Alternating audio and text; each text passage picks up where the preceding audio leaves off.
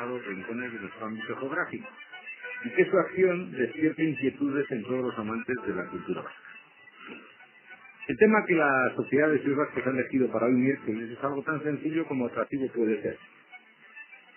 El tema va a estar referido a la música en Álava. Para hablar de ello, hemos querido acercar hasta esos micrófonos a tres estudiosos del tema, quizás los que mejor pueden hablar de ello, ya que no en vano son autores de un magnífico libro, que precisamente se editó con el título de La música en Álava a finales del pasado año. Ellos son, como seguramente ya lo han adivinado ustedes, Manu Sagastume Arregui, Xavi Salaberry y Rafa Mendialdúa. Manu Sagastume, natural de Vitoria, de Georgia. Xavi Salaberry, natural de Aramayo. Rafael Mendialdúa, natural de Aramayo. A los tres saludamos y agradecemos su presencia. Y para hablar con ellos y tratar de conducir el programa de hoy, quien está hablando, José Mari Pérez de Mendizábal. También de Aramayo. También de Aramayo. Entonces se me ocurre hacer una primera pregunta y le digo a Manu, pudiéndolo haber hecho, ¿por qué no has nacido en Aramayo? La verdad es que me siento en minoría. Entonces me siento en absoluta minoría. Podrías haber nacido, ¿vale? Bueno, hoy hemos empezado a hablar de música, vamos a hablar de música y la primera pregunta que quiero hacer, seguramente muchos de los oyentes tienen conocimiento de este ya citado magnífico libro de la música en Álava, de los que sois autores, coautores. ¿Qué habéis pretendido? ¿Qué habéis pretendido con este libro? A ver quién toma la palabra. Me pedí también por ser el veterano. Lo que hemos pretendido es reflejar la trayectoria que ha seguido la música en Álava desde que se tiene un poco de conocimiento de lo que es eso, lo que es el arte de los sonidos. Y claro, al principio no hemos tenido que recurrir a la conjetura. Y claro, el final es mucho más conocido y ese final es el que incluso pues en las páginas del libro se refleja mejor, se le dedica más espacio. Y al mismo tiempo se ha querido hacer una obra que sea un tanto amena, atractiva. Hemos pretendido huir del tocho, de ladrillo, y por eso el estilo de redacción se ha pretendido que sea un poco asequible, muy asequible, y sobre todo pues gran profusión de fotografías para que por lo menos a la vista resulte un poco agradable el libro. Eso no quiere decir que no haya unos capítulos que son realmente exhaustivos, de tal manera que yo creo que hay unos ciertos capítulos sobre los cuales creo que hemos dicho todo lo que se puede decir. Otros, por aquello de que se quiere hacer una especie de síntesis que se presenta un poco de manera resumida, otros pues, son merecedores de un desarrollo mucho más amplio y pues en eso estamos ahora. Bueno, quien está hablando ha sido, como ya conocido, Xavi Salaberry, es académico correspondiente de la de Bellas Artes de San Fernando, además de, pues ya un hombre, pues, hartamente conocido en los ámbitos musicales, no solamente del territorio de Álava, sino de todo el País Vasco. Cedo la palabra a Rafa Mendialdúa, que es maestro de capilla de la Catedral de Vitoria, también un poco para que nos haga la acotación del libro. Bueno, sobre todo yo puedo hablar de mi aportación en el libro. Y quizá, pues, yo he procurado coger hacer el tema donde estoy desarrollando mi labor, que es en la catedral. Entonces, pues me dediqué en aquellos tiempos a revolver papeles, más papeles, y he pasado muchas horas revolviendo actas y rincones de la catedral, hasta que llegué con un filón bastante interesante. Entonces, claro, descubrió que hasta entonces estaba diciendo que casi el primer músico que existía era otra Magallanes, Vicente Bucosía con Manuel de Adiar, y no, siglos atrás, y otros muchos músicos interesantes en Pega, en Álava. ¿Y los has podido...? Sí, prácticamente desde el siglo XVI creo que están catalogados como los que oficialmente aparecían por aquí. Sobre todo la catedral, sí, la catedral está bastante completa. La otra, la capilla de las universidades, hay unas lagunas, hay por falta que no aparecen nada citado en los libros, pero en fin, algunos, hay también unos cuantos son maestros de capilla que están al que utilizar.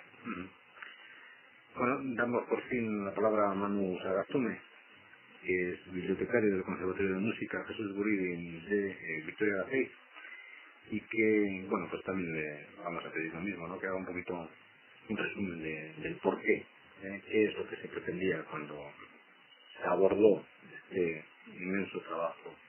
Sí, yo creo que el trabajo hay que entenderlo fundamentalmente como un trabajo de divulgación, como la línea que ha dicho Sabine. No se trataba de hacer ninguna tesis definitiva sobre un tema que además el estado actual de la musicología en este país está en maquilla todavía. Gracias a Dios, quizás en los capítulos en los que yo he trabajado contaba ya con documentación muy importante de otros miembros de sus filas juntas, de Carmen Rodríguez Uso, con su tesis doctoral sobre la monadia litúrgica en el País Vasco, es un trabajo verdaderamente sensacional, y el de John Bauer sobre la ilustración, la música en la ilustración. Parece que son dos puntos de partida fundamentales y que había que tener en cuenta, y que en todo caso lo que hemos tenido que hacer en el libro es resumirlos, ¿no? Resumirlos, a pesar de las páginas que son expresamente dedicadas a Álava, y que de alguna forma, bueno, pues ha habido que dar una manera más de andar por casa, ¿no? Sin tanto tecnicismo como por otra parte es conveniente en la tesis doctoral. Pero aquí es una cosa más sencilla. Muy bien, bueno, pues para que los oyentes se hagan una idea de por dónde va este magnífico libro, que no me cansaré de alabarlo, y haciendo una mirada rápida a su índice, podemos hablar de los orígenes de la música en general, de la romanización y cristianización, más concretamente en el área vascona y en Álava, de la etapa medieval, de la época medieval, del Renacimiento y el Barroco, de la Ilustración, del romanticismo y el nacionalismo musical, del siglo XX y llegando hasta la música moderna o de la actualidad contemporánea de los años 90 en Álava, con toda una serie de anexos, de coros y orfeones, de bandas de música, de bandas de titularis, etcétera, etcétera, etcétera. Manu ha dicho lo de que estamos en mantillas todavía, ¿no? A la hora de hacer una historia en profundidad de la musicología del país. ¿Es cierto lo de que la carencia de estudios completos entonces? Sí. Partimos además en la obertura, en vez de llamarle ni prólogo ni preámbulo, pues hemos escogido esa palabra que es más musical. En la obertura, pues exponemos el problema. Existen dos estudios así un poco relativamente generales, uno muy general, el otro no tanto, que son importantes, que son uno el de Padre Donostia, que está publicado además justamente por el Escuela Ikaskuntza, que es la música y músicos en el País Vasco, que abarca un espacio muy determinado, es un estudio bonitamente hecho, no definitivo, porque claro, los datos que aporta fueron un poco de primera mano, y esos los estudios investigadores han preocupado de perfilar un poco más. Pero bueno, es un punto de partida, creo que es muy interesante, ese libro de Padre Donostia. Después existe otro libro que se ha editado, creo que 3 veces, en 3 ediciones reformadas todas ellas de nuestro gran amigo José Antonio Arana Martija, que es música vasca, que es un compendio enorme de datos, y le falta quizá un poquitín desarrollo, sistema, análisis, pero bueno, de todas maneras, para nosotros, para certificar cualquier dato que queremos, pues es un libro de consulta absolutamente necesario. Le falta pues hacer un poco digamos, de extensión, de análisis, sacar consecuencias, trazar esas líneas históricas, ¿verdad? Que los grandes historiadores también saben hacer, etcétera. Pero es otra obra que es muy importante. Existen monografías interesantísimas, Manu ha citado 2 de ellas, la de Carmen Rodríguez Uso, John Bauer, son estudios musicológicos muy serios, son verdaderos tesis doctorales, pero que abarcan unos espacios muy concretos, muy determinados, por supuesto que están perfectamente construidos. Otra referencia importante, Pero lo que no tenemos es una visión conjunta de todo lo que ha sido el transcurrir de la música a lo largo de la historia en el País Vasco, y también nos falta un estudio musicológico de las raíces, de los porqués, de dónde venimos, a dónde vamos, etcétera, un estudio en profundidad desde el punto de vista musicológico. Esto pues quiere ser una ligera aproximación en plan divulgativo de todos esos problemas, pero ceñido a nuestra querida provincia. No me gusta hablar de territorio, no me gusta ni nada, prefiero nuestra provincia. Manu posiblemente pueda aportar más ideas acerca de cómo están los estudios musicológicos en este momento. La verdad es que es muy difícil aportar más porque hay muy poca cosa más. Realmente hay artículos de revistas sueltos, pero muy fragmentarios siempre. Y lo cierto es que hay capítulos importantísimos de la música que están sin explorar para nada. Pero es que, por decirlo, en un pueblo como el nuestro, que tanto alardeamos por todos los sitios de la riqueza de nuestra música popular, de nuestro folclore, no hay un estudio sistemático del folclore vasco. No existe. Existen recopilaciones, pero no hay nada más. ¿Hay algún cantuteri o cancionero es proceso propio de Álava? Bueno, hay varios. El más completo es el de Resurrección María Gasco, que recoge canciones de Álava. ¿De Álava solo no? No, de Álava no. De Álava, Pedro Echevarría hizo una recopilación con unos criterios muy extraños, dudosos, y me parece que es lo único que hasta el momento existe. Bueno, fue una recopilación tan mal hecha que ni siquiera se editó. Es decir, porque él se limitó a ir por los pueblos, pero en vez de hacer como el padre Donostía o el padre o Resurrección María de Ascos, que preguntaba Borges, por echarle Borges, más bien yo creo que le dio el material y él lo único que hizo fue bien. Pero en vez de hacer un trabajo de campo investigando en la gente del pueblo, en los abuelitos, abuelitas, etcétera, que tienen una extraordinaria memoria para recordar melodías, etcétera, que fue donde más fácil le resultó.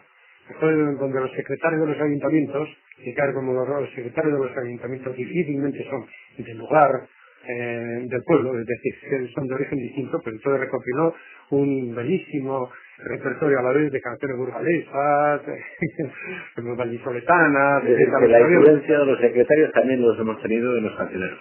La influencia negativa de los secretarios, la identidad del secretario de los pueblos. Exactamente. Bueno, hemos comentado al principio la importancia de los diversos capítulos que figuran en el libro, que conforman el libro. Y bueno, este es un programa, como hemos dicho al principio, también un programa de divulgación.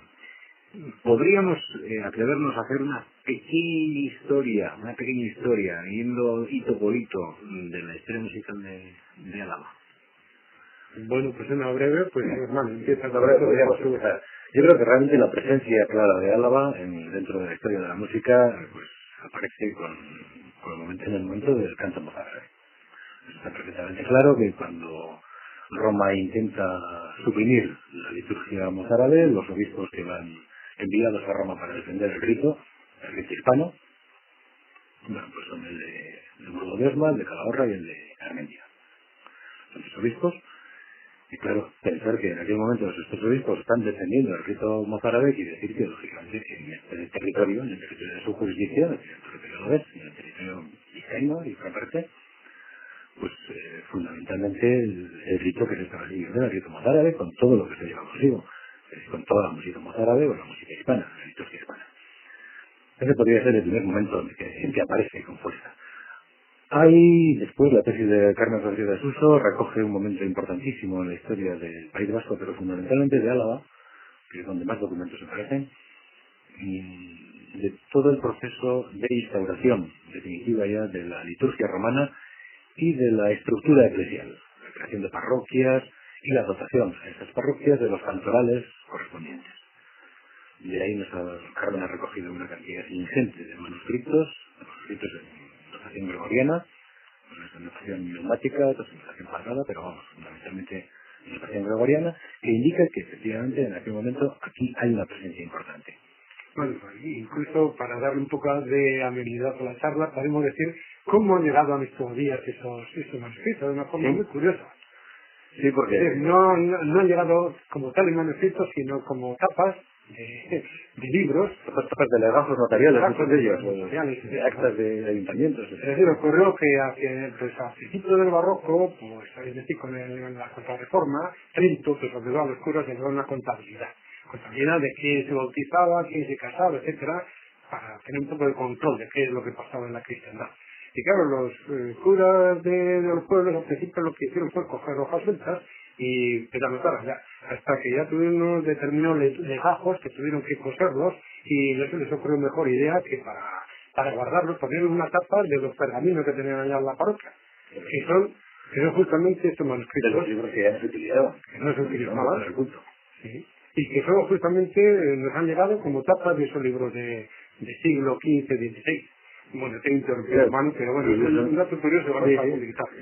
Que curiosamente es Álava el territorio que más documentos presenta en la tesis de Carmen Rodríguez Russo, lo cual también habla bastante, posiblemente del proceso de cristianización más profundo, inicialmente más profundo en Álava que en el resto de los territorios, en el resto de las provincias vascas, las dificultades orográficas, etcétera, pero también el hecho de que indudablemente aquí hay una riqueza que en ese momento no hay riqueza litúrgica clara. A partir de ahí, pues ya iniciamos el camino del Renacimiento, en el que ya nos encontramos con la capilla de Armentia, la Basílica de Armentia, de la Catedral, entonces, o bueno, ya no, Colegiata de Armentia, y posteriormente Rafael conoce, pues puede hablarnos del paso de la Colegiata a la Catedral, o la Colegiata de Vitoria, de Santa María, y el paso de la capilla musical. Sí. Eso es. Obviamente la colegiata vino de Armentia, vino a de Santa María, fines del siglo XV, en 1486 por ahí. Y ya en el 1543 nos encontramos con un reglamento escrito, el primer libro de actas de la catedral, con todas las normas que funcionaban en el cabildo respecto a los cantores y a todo eso. Y entonces un reglamento clásico, pero se ve que entonces ya funcionaba, hablaba de las obligaciones que tienen el maestro de capilla, las obligaciones que tienen los cantores, las obligaciones que tienen los organistas.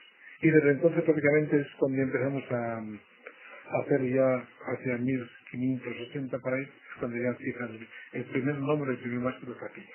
Sí que aparecen cargos musicales, organistas, chantres, sí que aparecen, pero como maestro de capilla, el primero aparece hacia 1570 por ahí, que es Muro, nacido en Muro, que es de Calahorra, ese aparece el primer maestro de capilla, y desde entonces ya tenemos toda una lista entera. Quiero decir, sobre todo los estudios del siglo XVII, que musicalmente fue riquísimo, con unas grandes figuras, que lógico sí que se ve que es una capilla, la de la Vitoria o la Colegiata, donde los maestros de capilla llegaban jovencitos, y la primera oportunidad que tenía esta variación. En el momento de los santos, algunas catedrales, catedrales mucho más fuertes, como puede ser Burgos, como podría ser Pamplona, como podría ser, bueno, a la calzada cantidad. ¿Sí? Y otros como fue Segovia, como Miguel Irizas, ¿sí? O de esta época tenemos al Hervé, que marchó a Burgos, que toda su obra está en la catedral de Burgos. Tenemos a Irizas, que toda su obra está en Segovia. Y era un músico importante, músico muy importante del barroco, que estuvo en maestro de capilla creo que 12 años, aquí estuvo 12 años. Está también el Jerónimo Vicente, que pasó 2, 3 o 4 años, pero después terminó de maestro de capilla en Santiago, en Compostela también. Y después están los Casanovas, estaba otros Cáceres, también que después aparecieron todos en por lo menos Calzada, y los guía zaragozanos, los Cáceres.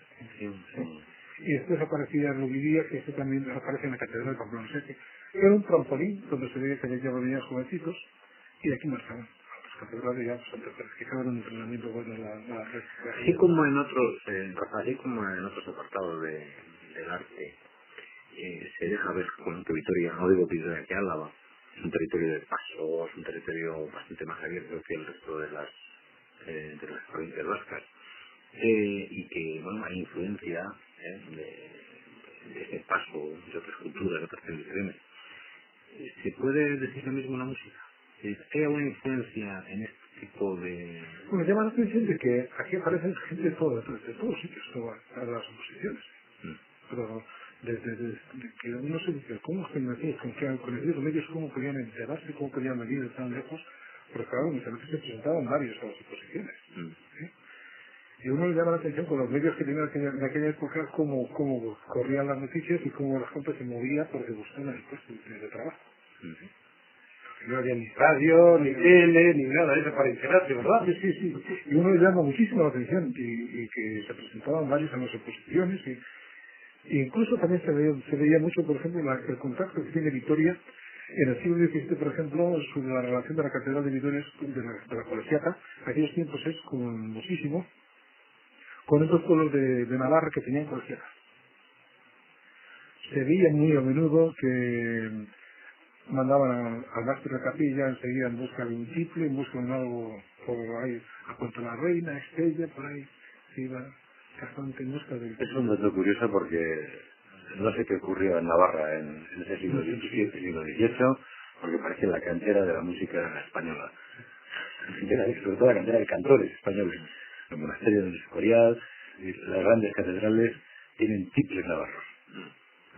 Es curioso porque uno va viendo y les desplazaban de la capilla a Puente la Reina y por esos pueblos en busca de cantores, por lo cual quiere decir que en aquello funcionaba la cosa muy perfectamente.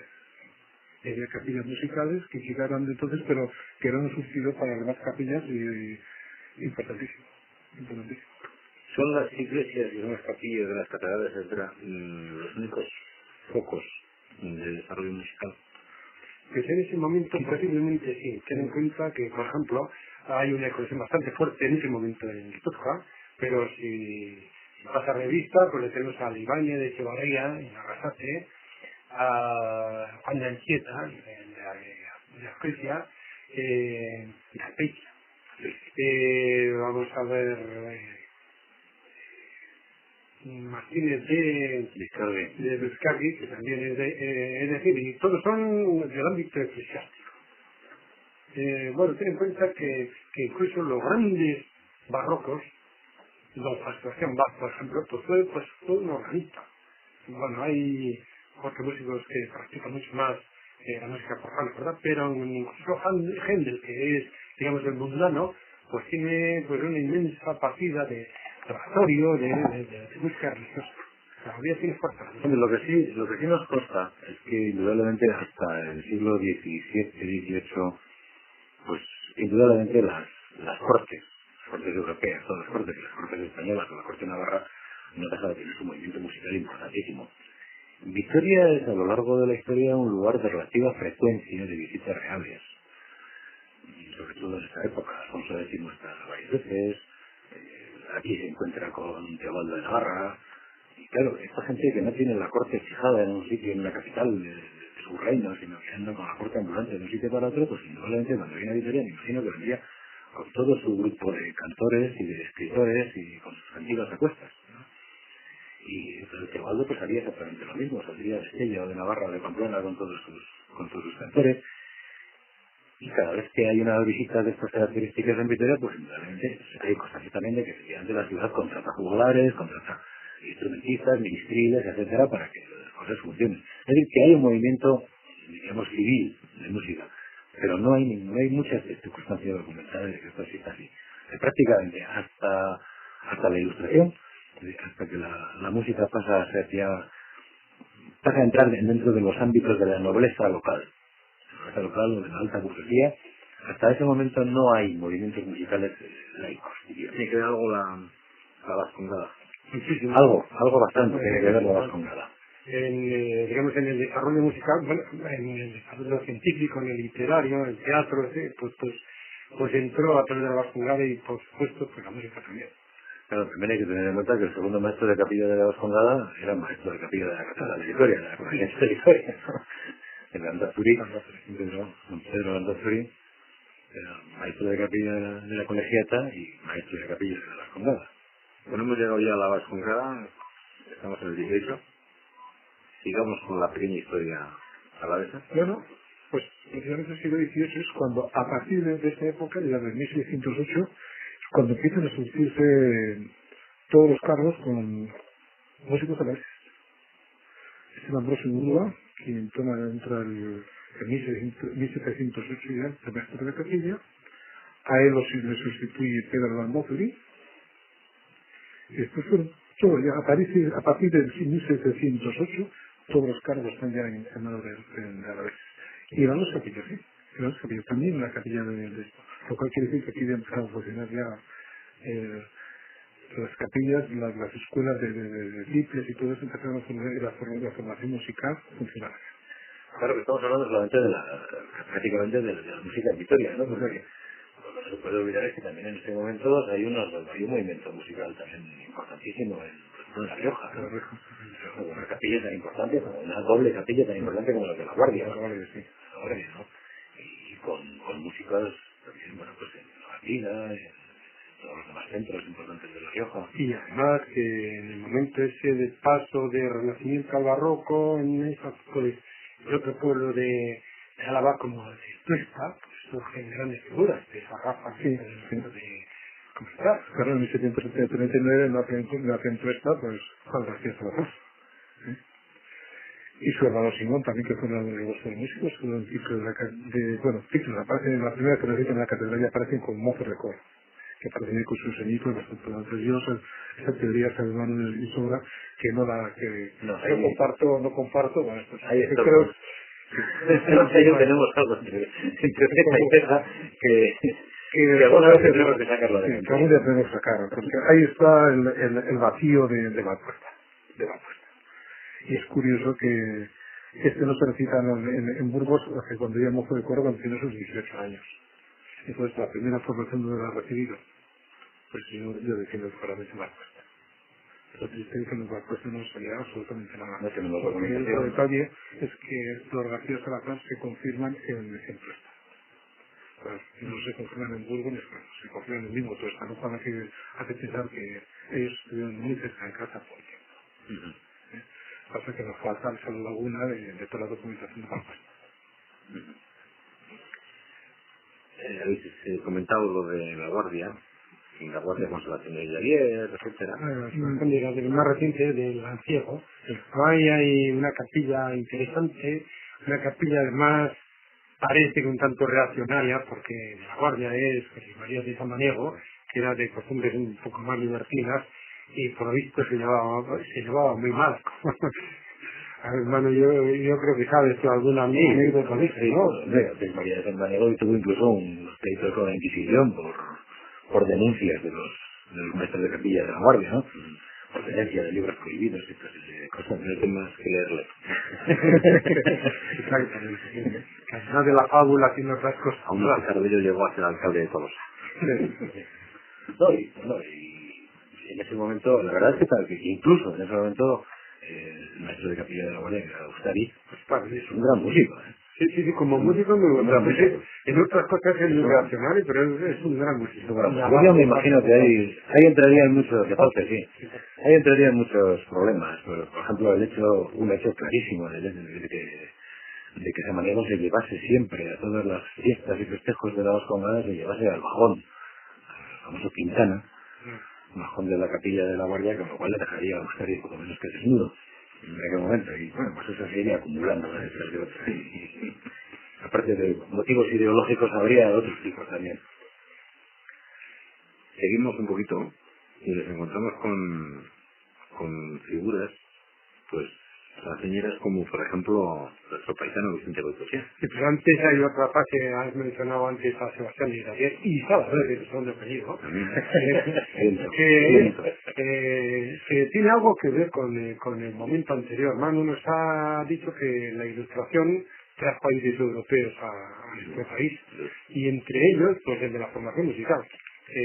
Como consecuencia de toda la ideología que tuvo la Ilustración, se fundaron en todo el País Vasco unas academias de música, y yo creo que de ahí es de donde sale la figura de Sebastián Liraguer. Es así o no es, ¿no? Sebastián Liraguer aparece en la capilla de la Colegiata. Sí. Quien prueba el ingreso, va a hacer el examen de ingreso, nada menos que su bisabuelo José Uribe, que era el maestro de capilla, había sido el titular de la capilla de la colegiata, de la universidad. Sí, el área. Uribe o Bayola. Uribe. El bisabuelo, que lo que pasa es que es otra cosa que se olvida tu hijo vecino, que Uribe, su bisabuelo, era un gran músico y de la integración organista. Y el bisabuelo era el otro, el músico bilbao, el Ledesma, sí. Pero lo que nadie dice es que el otro bisabuelo de Vitoria también era maestro de capilla de Urique, que era Guillermo Marea, que fue el que examinó de ciclos a la capilla de Italia para que pudiera hacer. Si no recuerdo mal, Guridi, su abuelo paterno es de Mondragón. Sí, pues. Es un apellido y cuando se musical. Algún organista también aparece en Salvatierra con ese apellido. Sí, pero que cuando se casó le exigieron amonestaciones por todo sitio por donde iba pasando. A Guridi. A Guridi. Eso fue pues porque se casó por poder. Y lo representó en Vitoria, en la boda, con la hija Nerea, le representó el maestro de capilla de la colegiata. Hemos hablado de Sebastián Higuera y Saberri. ¿Se puede decir que es el que más derechos de autor ha cobrado de los... No, desgraciadamente no, otros han cobrado por él. Sí, pero de su producto sí. Sí, de su producto sí. Yo le tengo en gran estima y le tengo una enorme aversión a don Sebastián de Irade porque era un gran músico y pudo haber sido un excelente músico. Indica que su preparación musical era exquisita, pero lo que pasa es que en vez de dedicarse a componer, que es lo que debía haber hecho, se dedicaba a enseñar canto a las bellas damas de la sociedad madrileña. De pasó a París, de París se marchó con dos eminentes sopranos, con la Malibran y con la Patti, a viajar por Sudamérica, etcétera. Le gustaba la buena vida. José María Iparraguirre iba por el mismo camino. Sí. De todas formas es curioso porque hablando de Iradier, hemos hablado un poco antes también de lo que podían poner La Rioja dentro de la mente musical. Pero ¿qué podías poner Salvatierra en ese momento? Agurain. Porque Agurain contaba con dos iglesias, dos parroquias, con dos órganos y con dos organistas. Con dos organistas que coinciden después, pocos años después, coinciden los dos en Madrid como profesores de conservatorio. Errasti y Iradier, los dos. Y además, un peso tenía que tener también. Serios siempre que traían un fraile de raza todo aquello de la calidad de que ellos siempre se ven campanillas para las oposiciones de Salvatierra, a la cual se presentaban bastante gente.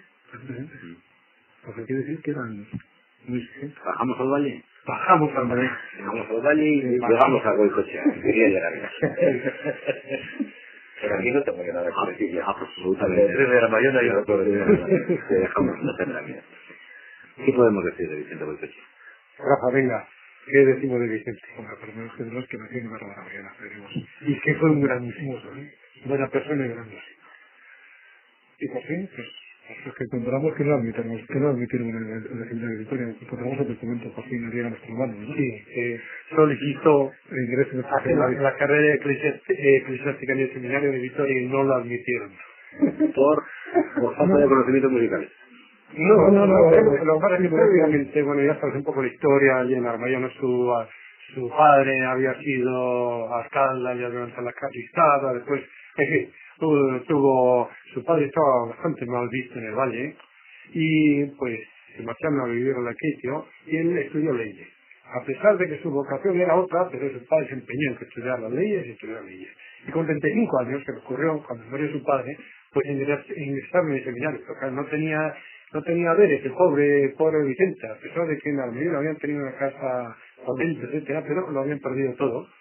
Y solicitó hacer la carrera como externo, es decir, seguir trabajando en una notaría y simultanear eso con los estudios eclesiásticos y en la diócesis pues le pareció mal. Y le exigieron pues que tenía que estudiar como interno y como no podía pagar sus estudios, su vida como interno en el seminario, pues lo tuvo que dejar. Y tuvo una ocasión unos amigos que vivían en Valladolid, pues hicieron algunas gestiones y consiguieron que sí, que en Valladolid pudiera hacer eso, estudiar la carrera eclesiástica y simultanear eso con un trabajo en una gestoría como abogado, y por eso se lo fue a la... ¿Y cómo surge en él la inquietud musical? La llevaba desde chaval, ya cuando era tenía 12, 13 años, en Armayo tenía, ya sabes, la mejor hospedería del pueblo. Y como Armayo en ese momento pues tenía un buen balneario y pues pasaba bastante gente ilustre por Armayona, por San Águeda, no olvidemos que Cánovas de Castillo fue asesinado en Santa Águeda. Pasaba gente de bastante partido por esos balnearios, y pues en la hospedería o en la fonda de la Mayona, pues Vicente pues, tocaba el piano, pues, poco a poco conociendo la Chopin, tocaba Liszt, es decir, tocaba bastante bien. Bueno, aquí fue bien la novela, porque yo en los apuntes que sacaste del Ayuntamiento de la Mayona, en el cuarto de los fuelles habían puesto un piano, para que la gente pudiera estudiar. Sí.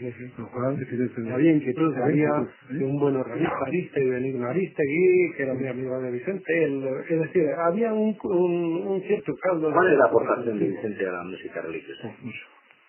Total, o sea, se adelantó un poquitín a la gran reforma de San Pío X, y tuvo una visión total, es decir, en el momento en el que le tocó vivir a Vicente Goycoechea, la música eclesiástica es que era realmente un desastre, una verdadera catástrofe. Sí. Hoy estamos reviviendo aquel momento, en la oficina. Hace falta entonces toda mi guitarra, pues, un poco de orden. Pues ocurrió que la música eclesiástica cayó en unas manos no voy a decir desalmados, ¿verdad? Pero casi. Es decir, los músicos un poco clarividentes se dedicaron a otra cosa, y quedó los maestros de capilla grandiosos, de los que ha hablado Rafa, etcétera, los organistas pues eran bastante mediocres, y se limitaron a imitar malamente a los malos compositores de óperas y zarzuelas. Podrían haberle invitado a Bellini, o a Rossini, o a Verdi, pero no, se fueron a invitar a los Mercadante, etcétera, y hicieron una música realmente detestable para la Iglesia. De tal manera que aquello más bien era, no sé, un jolgorio, que en la música religiosa que existe hacia mitad del siglo pasado, la segunda mitad del siglo pasado, es realmente catastrófica. Y Vicente pues se dio cuenta de que por ahí que no se iba a ningún lado, y él empezó a estudiar muy a fondo, primero con Felipe Gorriti, que es un músico que está olvidado, que está poco apreciado en el País Vasco, y yo quiero aprovechar este momento, este micro que tengo delante, para decir que Felipe Gorriti, en la Gran Exposición Universal de París, en 1875, fue llamado a dar un concierto de órgano en el que intervinieron 3 organistas, Anton Bruckner, Camilo Saint-Saëns y Felipe Gorriti. Pues Felipe Gorriti fue el profesor de Vicente Goycoechea después de la autoridad, que estudia muy a fondo a tomar de historia, por decirlo. Y además, una vez que me toca, de que de la Mayona, es de cerca de mi pueblo. Además, eso, sí. Y bueno, pues entonces es el que, antes ya de la reforma de San Pío X, ya previó por dónde tenía que ir la nueva música religiosa. Sí, yo he dicho lo que tenía que decir Rafa. Bueno, ciertamente ya para el 1902 en España había empezado ya un poco también, lo que San Pío X había empezado ya en Italia, también aquí había empezado un poco a revolverse ya el asunto. Un poco en renovación de la música litúrgica. Incluso hacia 1898 yo recogí, se celebró en Bilbao un congreso de canto gregoriano, que era cuando también se está imponiendo un poco la renovación, se está impulsando el canto gregoriano. Y recuerdo aquella frase que decía: vengo al corazón del País Vasco porque son vascos una inmensa mayoría de los cantores que existen por todas las catedrales de la nación. Entonces me interesaba trabajar y impulsar y hablar de temas en el País Vasco. Es que ya en el 98 ya Goycoechea ya compone la versión, etcétera, ya posiblemente el Oremos Propontífice, después Ave María, sea de esa época, ya es un aire de música totalmente distinto, mucho más serio, mucho más... Vamos llegando ya a las 10 menos cuarto, estamos en el siglo XX, pues ya hemos llegado al siglo XX y vamos a hacer también un pequeño flash de lo que ha sido este siglo, en lo que podríamos catalogar como composición, como dirección, como música, digamos de alguna manera culta. Sí. ¿Qué es lo que podemos decir del siglo XX hasta nuestros días en este aspecto? En muy breves palabras, porque luego tenemos que ir a pasar a otro tema.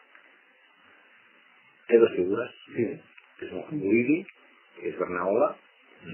Bueno, es un salto... No hay más remedio que aportar. Indudablemente son las 2 figuras. Serrano creo que no. Bueno, Sí, pero lo que pasa es que Serrano era a la vez... nació en Vitoria, pero... Nació en Vitoria. ¿Vale? Pero bueno, ahí Bernardo también, ¿no? Bernardo, bueno, de Sandía. no sé, a mitad camino. Pero podríamos catalogarlos como... Pero indudablemente, en la música en Álava son las dos grandes figuras del siglo, está clarísimo. Yo incluiría también a Luis Aramburu, que es importante porque pues Jesús Guridi nació en Vitoria, pero casi toda la música la hizo fuera de Álava. En cambio, Luis Aramburu es de los que ha quedado aquí y los que vivimos ahora, pues hemos mantenido un poquitín la antorcha, pues yo creo que en gran medida gracias a Luis. Bueno, voy a pasar, ni me van a permitir todo el resto de los que no hemos citado aquí, pero bueno, vamos a ver si en este cuarto de hora que nos queda somos capaces de hacer un poquitín desde los observatorios, desde vuestros cargos, desde vuestras ocupaciones diarias. ¿Cómo se ve el panorama actual musical en la provincia? Yo diría que en Álava en este momento estamos en una situación musical como nunca la he visto. Compositores, directores de orquesta, intérpretes, coros, como nunca. ¿En Álava? Sí. ¿Álava es igual que Vitoria? ¿O Vitoria es igual que Álava? ¿O Álava es diferente de Vitoria? Bueno, la represalia sí existe, también en este aspecto, sin ninguna duda. Claro, lo más importante está en Vitoria. Pero bueno, lo que pasa es que Vitoria es el núcleo de músicos alaveses, pues los que estamos aquí, ninguno de nosotros somos vitorianos. A mí hay una cosa, yo estoy bastante de acuerdo con lo que dice Xavi en ese aspecto, ¿no? O sea, creo que, por ejemplo, en el terreno de la composición musical, será difícil encontrar una época en la que haya tal número de buenos compositores, en una zona tan pequeña. Y posiblemente también en la interpretación nos ocurre prácticamente lo mismo, ¿no? Las nuevas generaciones que están saliendo de conservatorios están en un nivel verdaderamente magnífico. Tenemos chavales y chavalas que están tocando en la Honde, eso era impensable hace 30 años. Hay una cosa que me da miedo, y es que posiblemente en Vitoria lo que no hemos sido capaces de crear algún tipo de estructura que aúne todo esto, que ligue todo esto. Es decir, de alguna forma parece que San Sebastián, alrededor de lo que ha sido la quincena musical de Donosti durante muchos años, y desde hace 10 años la Orquesta Sinfónica de Euskadi, tiene una estructura que permite unos canales, unos cauces determinados. Bilbao, a través de sus festivales de ópera, la temporada de ópera de Bilbao, a través de la Orquesta Sinfónica de Bilbao, un enorme actividad. Ocurre exactamente lo mismo. Y sin embargo en Vitoria no tenemos una estructura de un carácter profesional. No existe esta estructura. Y a veces yo creo que se echa falta para dar salida a tan buen producto que se está creando. Para dar oportunidades de trabajo, oportunidades de edición, oportunidades de conocimiento público. Parece que nos falta un poco. ¿Qué es el paso que nos falta? Que es, además, se repite otra vez lo que ocurrió en la segunda mitad del siglo, hace 100 años, pues Eugenio Serrano, que nació en Vitoria, pues toda la música la hizo en Madrid. Jesús Guridi, que nació en Vitoria de Gasteiz, toda la música la hizo en Bilbao de Madrid. Y Dayer, toda la música la hizo en Madrid o en París. Goicoechea la hizo en Valladolid. Y nuestra música... García Salazar, toda la música la hizo en Zamora. Así es. Entonces ocurre que nuestro músico hace música afuera y faltaba estructura y falta estructura ahora también. Nuestro músico tiene buena masa. Pero no solo desde el punto de vista de la creación, de la composición, también desde el punto de vista de la interpretación. También. Creo que tenemos que hacer un esfuerzo de imaginación para crear algún tipo de estructura que posibilite el trabajo de la gente de aquí mismo. Y en todo este asunto de estructura, junto al mare magnum de academias, de centros musicales que surgen por todo el país, que surgen en Vitoria, etcétera, ¿cuál es el papel del conservatorio? Pero saben que ha sido director del conservatorio, el magnífico director del conservatorio, y que recogió la antorcha de Carmelo Bernabé, tiene bastante que decir en esto. Bueno, el conservatorio, una palabra nefasta, feísima, ¿verdad? Porque suena conservar, etcétera, que a su vez, que tampoco significa conservar, sino que etimológicamente significa alimentar.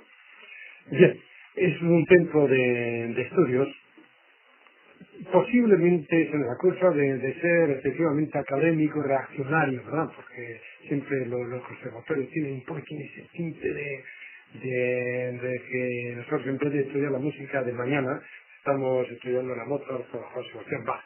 Pero bueno, de todas maneras, ciertamente es el sitio donde se adquiere una profesionalidad. Es decir, para ser un buen artista, además de ser en primer lugar un buen profesional, en la pintura, en la literatura, lo que primeramente el literato lo que tiene que hacer es saber construir bien las frases. Es decir, conocer bien la semántica, conocer bien la sintaxis, y después, si se le ocurren ideas, incluso puede ser un genio, pero como le falta esa profesionalidad, digamos, el trabajo amanuense de ser un buen copista, un buen constructor, un buen artesano, pues la genialidad va a quedar totalmente desvalida. Nosotros en esta escuela de música Jesús Guridi sí hemos pretendido dar esa profesionalidad, el saber construir o el saber tocar un instrumento, por lo menos como un buen profesional.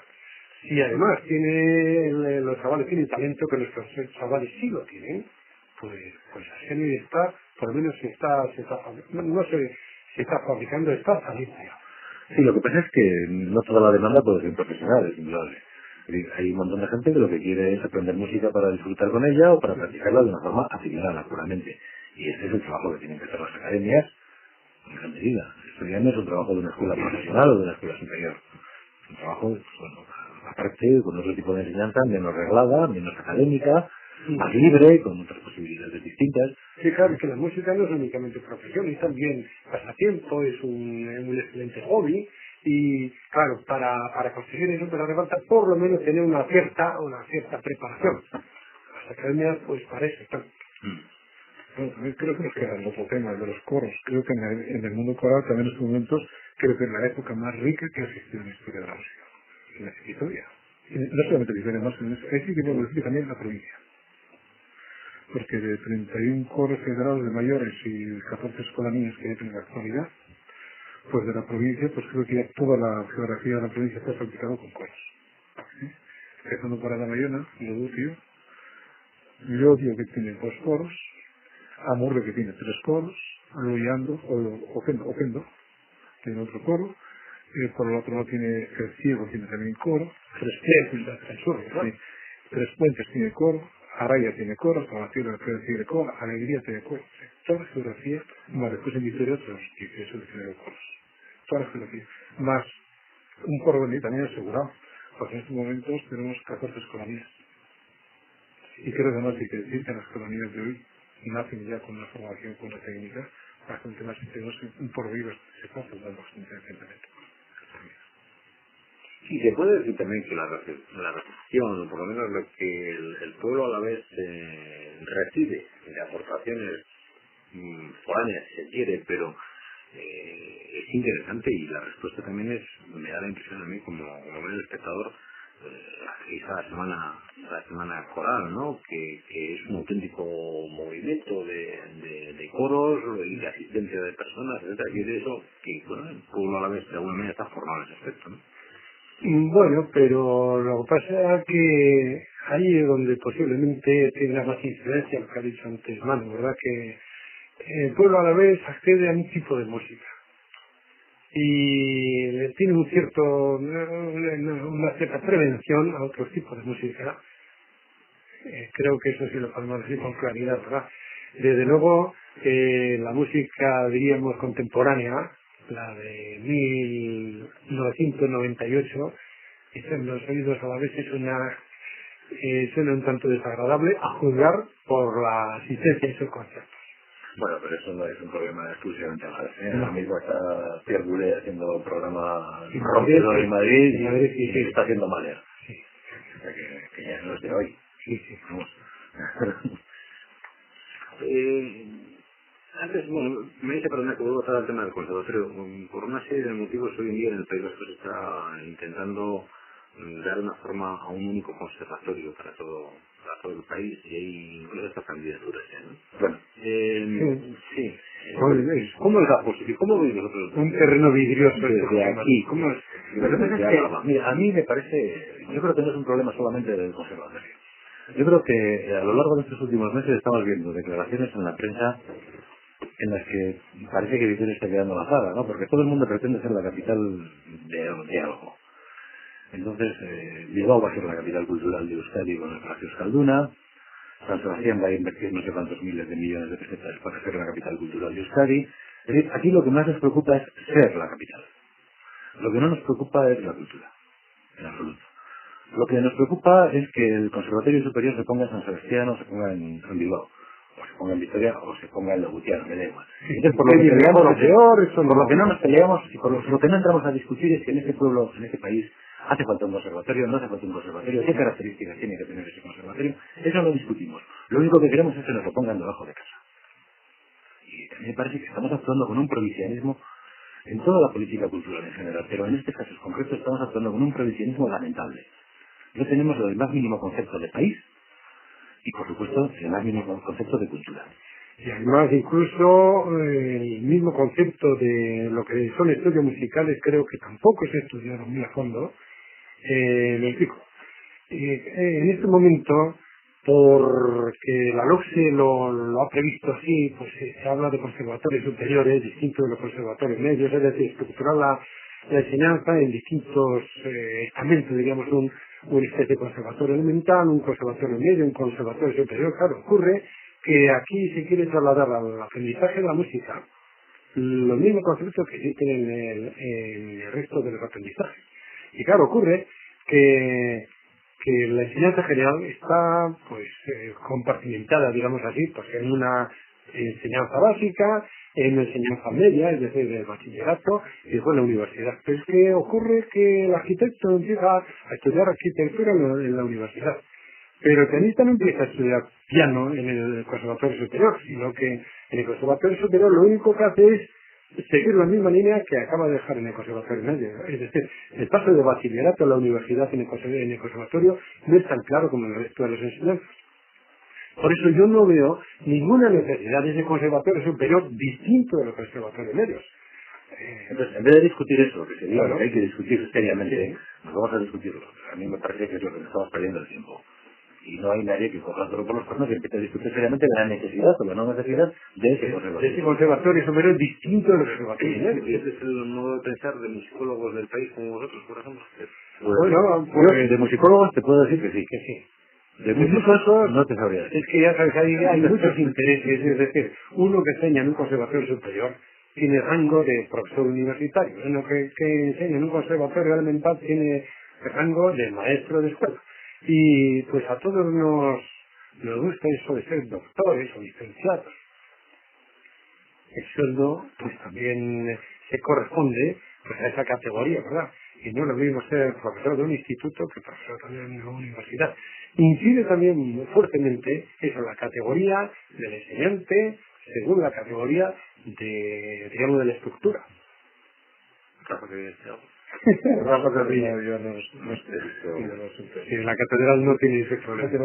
No le he visto una sonrisa y no creo que quería. Bueno, pues yo no sé si tenéis algo más que aportar. Estamos llegando ya al final de la hora.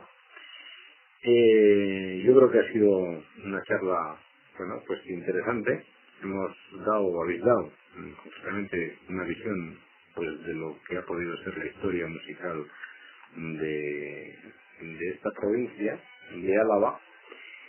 Y bueno, pues que para, si no hay más, pues no me queda más que agradeceros, de verdad, Manu, Rafa y Sabin, vuestra presencia en nombre de Euskal Junta, y bueno, pues animaros a seguir trabajando, y que tengáis un magnífico éxito con este libro, que me imagino que los oyentes estarán corriendo ya a hacer con ello. El casco y toda la